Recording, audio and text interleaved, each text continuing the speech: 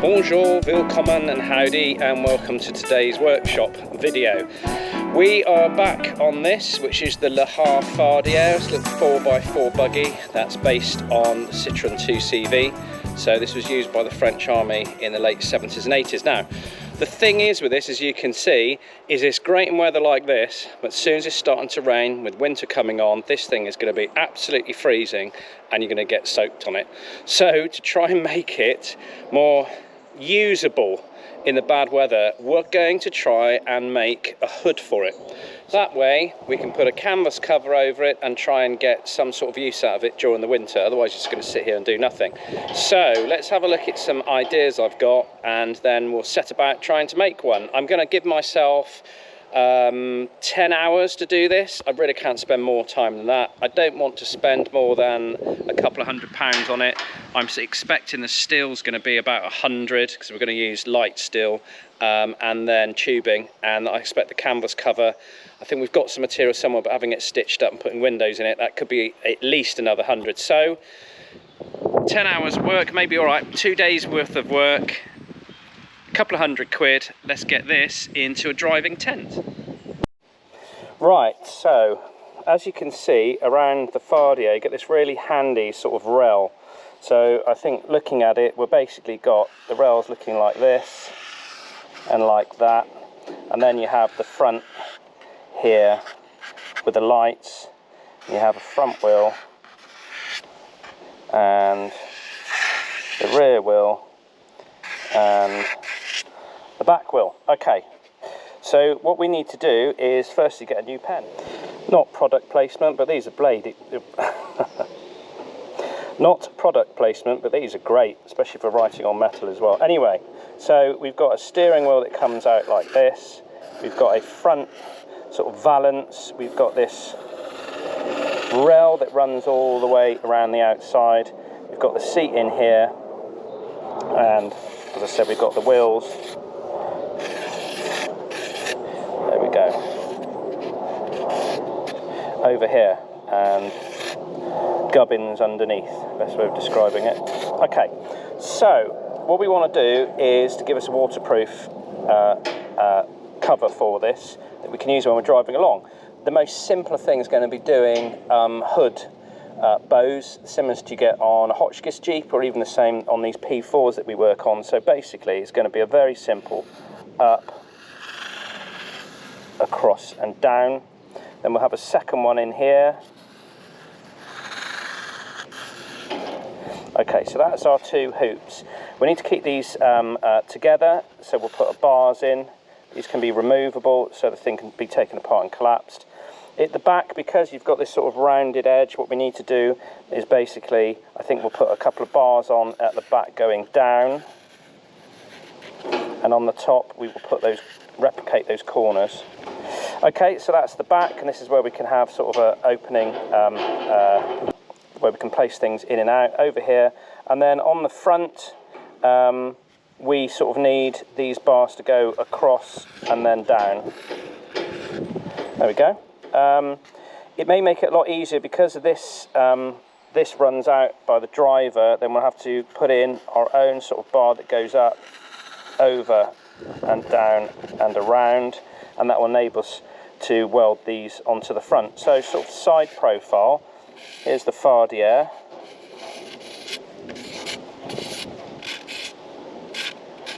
Okay, and then so the roof will go, there'll be one set of hoops there, two set of hoops there, we'll go across and down, there'll be a joiner here, and we'll do some sort of gubbins on the back to give it a nice flat back, and then we'll cover the whole thing in canvas. So let's crack on. Here's the bar that I've purchased. So it's 1 inch and a 3/4 inch. I've chosen quite a thick wall thickness on it because we're going to be bending these, but the weight isn't that great. I mean, I'm not going to use all of this, but I mean, even if the whole thing weighed that, I'm actually happy with it. Oh, must be careful, I'm going to smash my windscreen out there otherwise. So let's get these off and make some measurements and get bending.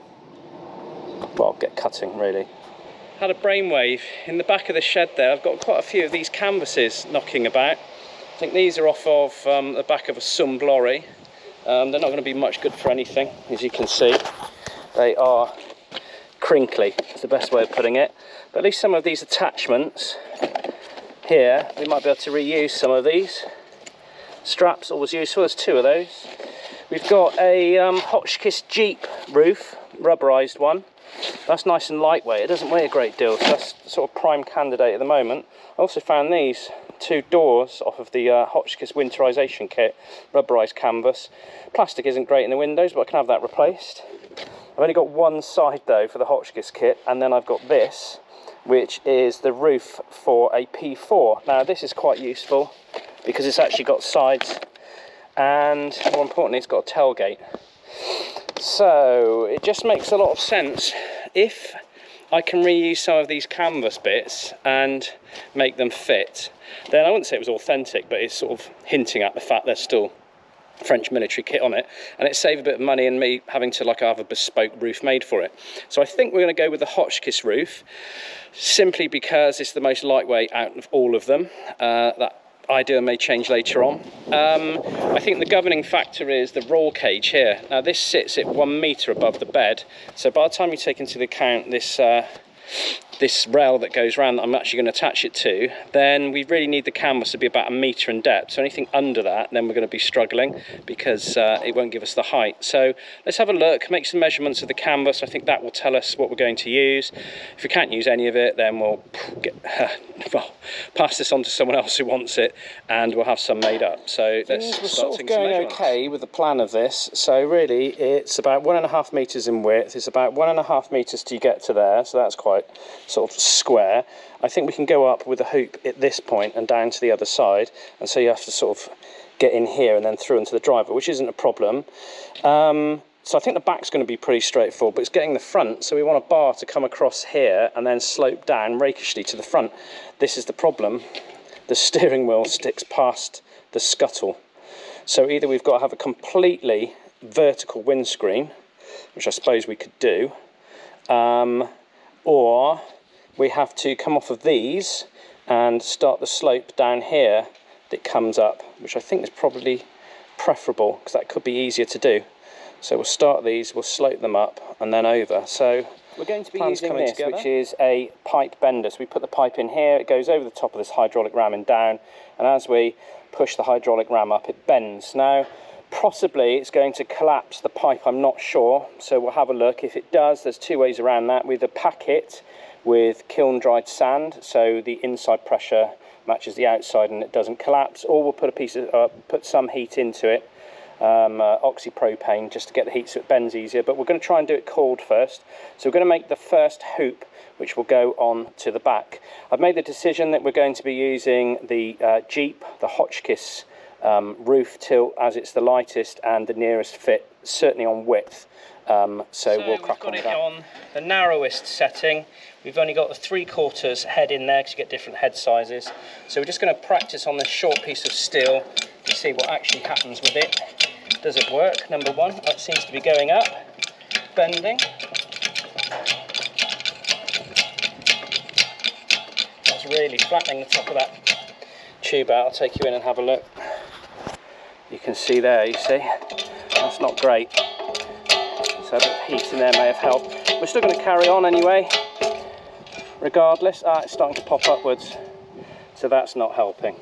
So we'll carry on and see. So it is a right angle. It's completely, all the noise is going on, it's windy here today. It's a right angle, but it's completely crushed. To be honest, the curve, I was hoping to mimic the bed, so that's quite extreme. I think we need to move the rollers out. The curve starts about here and ends about there. So this is all straight until this point and straight to here. The measurement between there and here, that total distance there, is 30 centimetres. It's 1 foot, that curve. Over here then,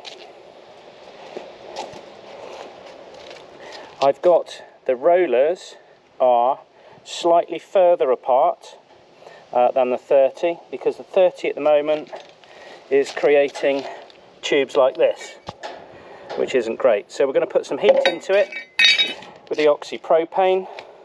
Going to put it in there and bend it, and hopefully this will give us our perfect measurement. If you've got this, we're using oxypropane. This is a bit cheaper, so that's oxygen and propane. And we're going through with quite a fine nozzle here through our handset. We've got anti-burn back protection in the tubes, but basically you've got the blue here, which is the oxygen, the red is the propane, and this is an extra burst of oxygen that you can for the cutting. So what we're going to do is you always light the fuel first and then add the oxygen. Okay, you don't go light the oxygen because it will just explode. So you're going to light the fuel. So what we're going to do is turn the propane on. It's quite windy out here. So, okay, so there we are. We've got some gas coming through. We're slowly going to introduce the oxygen into it. Right, and it will slowly go back to the tip. There we go, in a nice blue flame.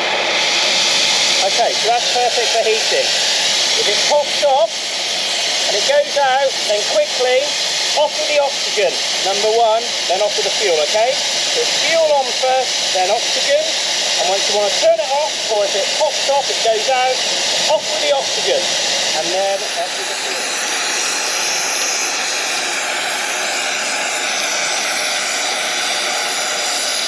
Okay, got a bit carried away there, forgot to film everything, which doesn't help. So things are coming along. So we've made this structure, got these feet that were bolt on across. Oh, there's Colin, hello Colin. And the front, it's a little bit low, admittedly, so something we can probably do is cut these off and put a pawl inside and then holes in this so you can actually raise it and lower it. But this is the perfect height for the wheelless Jeep hood, which we will put on now and see where that goes. Particular frame in the front, might be able to use those Hotchkiss doors as well. Right, okay, let's put this on.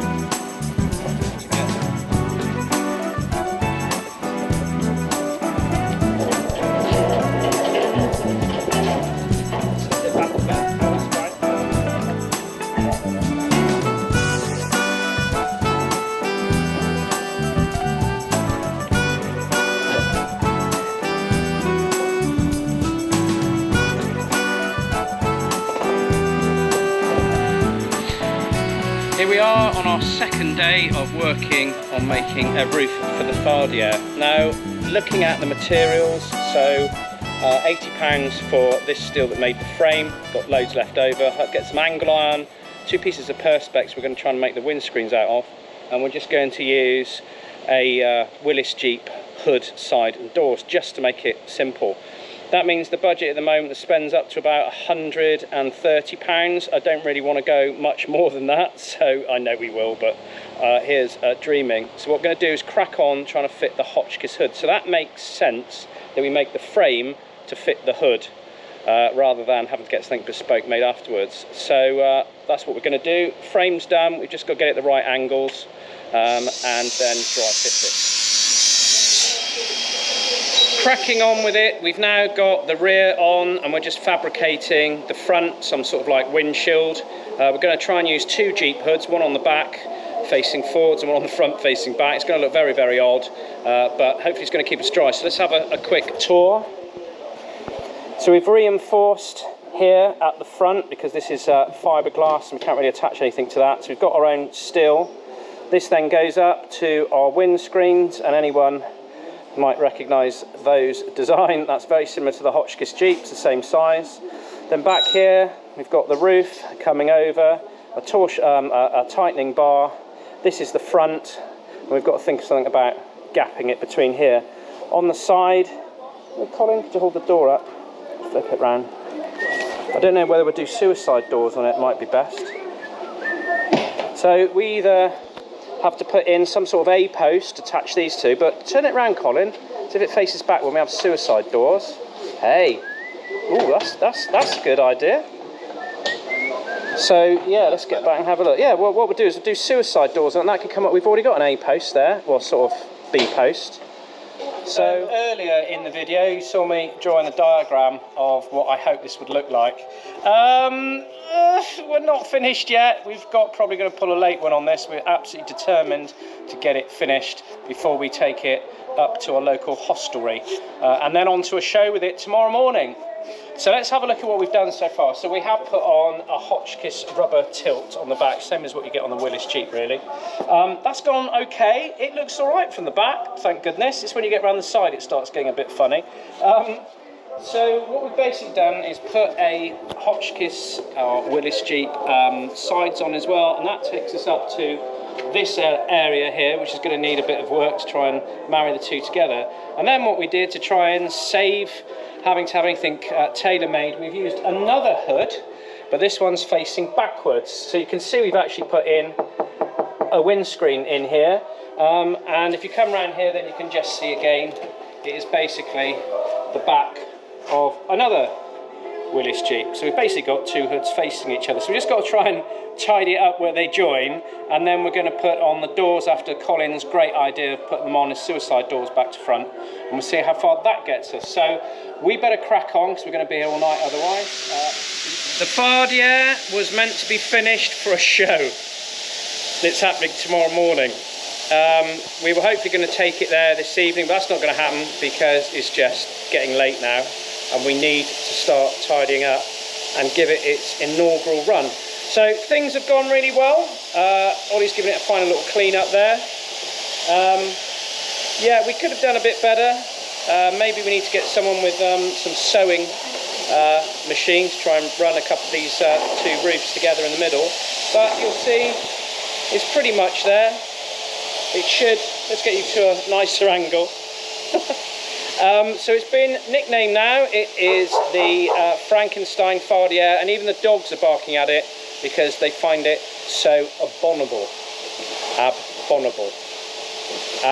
Yeah, it's quite late. So, great, we've just got to fit the doors and then we're ready to go. We have finished at last.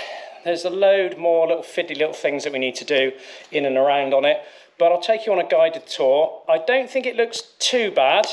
It's certainly enhanced its original ugly looks. So we've not made it beautiful, we've just kept it pretty standard ugly. Right, okay, so we've now got PVC windows in there in a steel frame. We've got the rear of a Hotchkiss and it's tightened up down on these connectors. We've now got a suicide doors on it that are off of a Hotchkiss Jeep, so that opens and allows you to get in and locks. Those go quite nicely actually because it missed out on the hitting the wing mirrors. I think that was quite good. It's more accident than design. We've got something we have to do in this space in here, so we'll sort that out another day because we are desperately running out of time. The back looks pretty good. It's quite nice around here. Certainly going to keep the rain off, and then back up on this side we have another one of the doors. So yeah, I think you're sort of looking at a Gamma Goat, maybe, something like that. I still think a good name for it is Franken-Fardier, sorry. Let's try again. Yeah. So what was it, Ollie? Franken-Fardier. We have been here a lot of hours. Absolutely knackered. So let's get this out. We'll see if we can try and make last orders, and we'll have a look again in the daylight at this. So ta-ta for now.